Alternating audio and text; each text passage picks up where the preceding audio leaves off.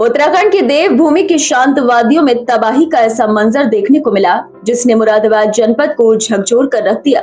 बिलारी थाना क्षेत्र के ग्राम मुड़िया से मजदूरी करने और काम करने निकले ग्रामीणों का काफिला अचानक आई प्राकृतिक आपदा की चपेट में आ गया। हरिद्वार से देहरादून की ओर बढ़ रहे ये लोग पहाड़ों के बीच पहुंचे ही थे कि अचानक आसमान से मौत बरसी। भीषण गर्जना के साथ बादल फटा और कुछ ही पलों में तेज रफ्तार पानी और मलबे ने सब कुछ तबाह कर दिया। बाढ़ की रौद्र लहरें इतनी तेज थीं कि ग्रामीणों को संभलने का मौका तक नहीं मिला। पानी की धाराओं ने उन्हें पल भर में बहा दिया।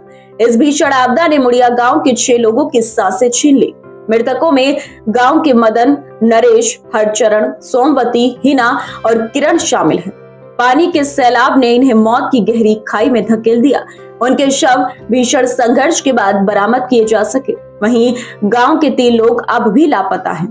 परिजन अब उनकी सलामती की दुआ कर रहे हैं, जबकि प्रशासन लगातार खोजबीन में जुटा हुआ है। ग्राम मुड़िया में इस घटना की खबर पहुंचते ही मातम का ऐसा सैलाब उमड़ा जिसने पूरे गांव को दहला दिया। हर घर से चीख पुकार की आवाजें उठने लगी। जहां सुबह तक उम्मीद और खुशियों की बातें थीं, वहां शाम होते होते केवल मातम, रोना और चित्कार रह गया। गांव की गलियों में सिर्फ आंसुओं का समंदर बह रहा है। एसडीएम बिलारी विनय कुमार ने बताया कि अब तक 6 ग्रामीणों की मौत की पुष्टि हो चुकी है, जबकि 3 की तलाश अभी भी जारी है। ये सभी मजदूरी करने के उद्देश्य से देवभूमि गए थे, लेकिन अचानक आई तबाही ने उनके जीवन की डोर काट दी। भाजपा नेता सुरेश सैनी ने आरोप में बताया कि मृतक सभी लेबर क्लास से थे। वे देहरादून से आगे खनन के कार्य के लिए जा रहे थे। तभी अचानक पीछे से बादल फटने की भयानक घटना घटी और मौत की तेज धाराओं में ये लोग बह गए। सूचना के अनुसार 6 शव बरामद हुए हैं। उत्तर प्रदेश के मुख्यमंत्री योगी आदित्यनाथ ने इस हृदय विदारक घटना पर गहरा शोक व्यक्त करते हुए मृतकों के परिजनों को 2-2 लाख रुपए की आर्थिक सहायता देने की घोषणा की है। साथ ही पार्थिव शरीर को उनके घर तक पहुंचाने के निर्देश दिए। उन्होंने अधिकारियों को निर्देश दिया कि पीड़ित परिवारों तक राहत राशि तुरंत पहुंचाई जाए। ग्राम मुड़िया का हर कोना इस वक्त शोकाकुल है। इस त्रासदी ने गांव के लोगों को अंदर तक तोड़ दिया है। कहीं बेटे की लाश मां के आंसुओं में भीग रही है, तो कहीं पत्नी अपने पति की मौत पर बेसुध होकर गिर रही है। पूरे इलाके में बस यही चर्चा है कि मजदूरी और 2 वक्त की रोटी की तलाश में निकले ग्रामीणों ने यह कभी नहीं सोचा होगा कि उनके कदम उन्हें सीधे मौत की आगोश में ले जाएंगे। देवभूमि की धरती पर आया यह सैलाब मुरादाबाद के मुड़िया गांव के लिए एक ऐसी काली रात साबित हुआ है जो शायद कभी खत्म नहीं होगी। सर, हमारे गांव के कुछ करीब 20 से 25 लोग देहरादून में काम करते थे। जी जी। जो खनन होता है। जी जी। तो सर उसमें रात बादल फटा था, तो वहाँ जो खनन में काम कर रहे थे, तरके में जो गए थे वो लोग काम करने के लिए। जी जी। तो अचानक से पानी आ गया। जी जी जी। तो वो लोग इतना निकल नहीं पाए, तो उसमें बहाव में बह गए लोग।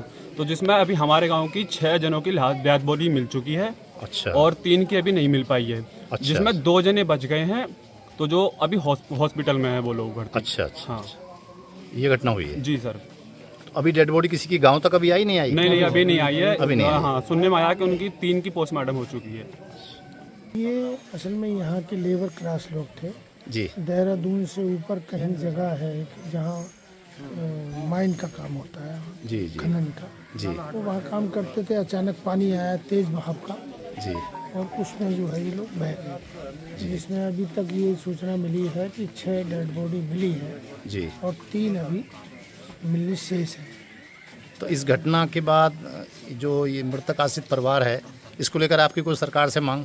इस सरकार से जो भी दैनिक आपदा में मिलना होता है वो मिलेगा। अभी साहब भी कह रहे हैं जी जी। और जिनके नाम जमीन है जी, तो उनको कृषक जो मिलता है जी जी, वो दोनों में से एक जो भी ज़्यादा होता है, ऐसा नियम है कि जो ज़्यादा होता है दोनों में राशि वो मिलती है, मिलेगी। और भी जहाँ से प्रयास कहीं से भी मिल सकता है तो उन परिवारों की आर्थिक लाभ दिलवाएगी।